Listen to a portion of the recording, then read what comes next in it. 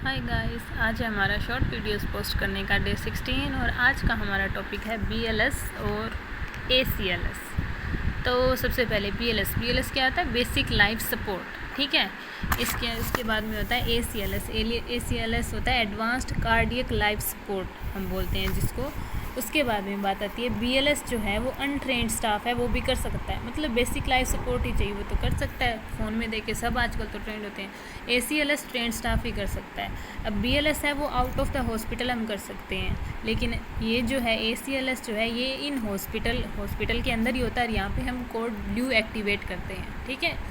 उसके बाद में बात आती है BLS के अंदर हम लोग देखते हैं बेसिक लाइफ सपोर्ट। जैसे बाहर कोई एक्सीडेंट हो गया तो सबसे पहले हमें क्या करना है? सबसे पहले हमें सीन सेफ्टी देखनी है। उसके बाद में रिस्पॉन्स चेक करना है, जो भी कैजुअलिटी हमारी हुई है, किसी का कुछ एक्सीडेंट वगैरह वैसे टैप करके।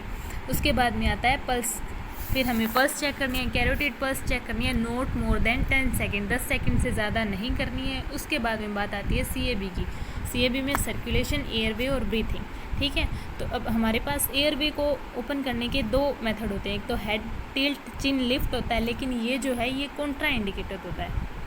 हेड टिल्ट चिन लिफ्ट जो है ये कॉन्ट्रा इंडिकेटेड होता है अगर उसको स्पाइनल कॉर्ड की उसको इंजरी हो गई है तो।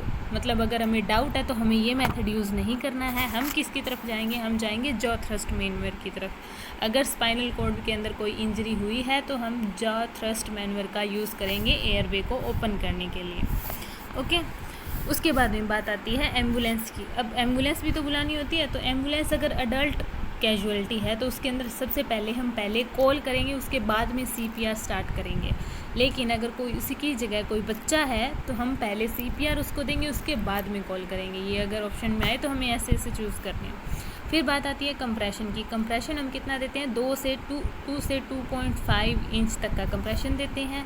और रेशो क्या होता है? अडल्ट के अंदर क्या रेशो होता है? चिल्ड्रन में अडल्ट में रेशो होता है 30:2। अगर सिंगल रेस्क्यूअर है तो भी सेम ही रहेगा, अगर डबल रेस्क्यूअर यानी कि 2 रेस्क्यूअर है तो भी सेम ही रहेगा।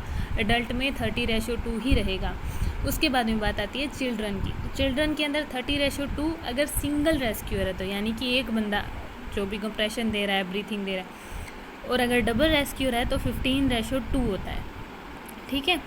ये तो हो गया चिल्ड्रन और अडल्ट दोनों का हो गया। उसके बाद में बात आती है कि 1 मिनट के अंदर हमें कितने कंप्रेशन देने होते हैं। 100 to 120 कंप्रेशन हमें 1 मिनट के अंदर डिलीवर करने होते हैं। और हैंड की पोजीशन कहाँ पे होती है? हैंड की पोजीशन होती है लोअर 1/3 ऑफ स्टर्नम, मतलब जो स्टर्नम है उसके लोअर 1/3 में होती है हैंड की पोजीशन। उसके बाद में एक ये ACLS जो है इसका ये एक टॉपिक रह गया। मतलब यहाँ पे तो हमने ये पढ़ लिया सीन सेफ्टी वगैरह CAB, लेकिन ACLS के अंदर हम लोग करते हैं ABCDE। A से हमारा जाता है एयरवे, A से स्टार्ट करते हैं ना।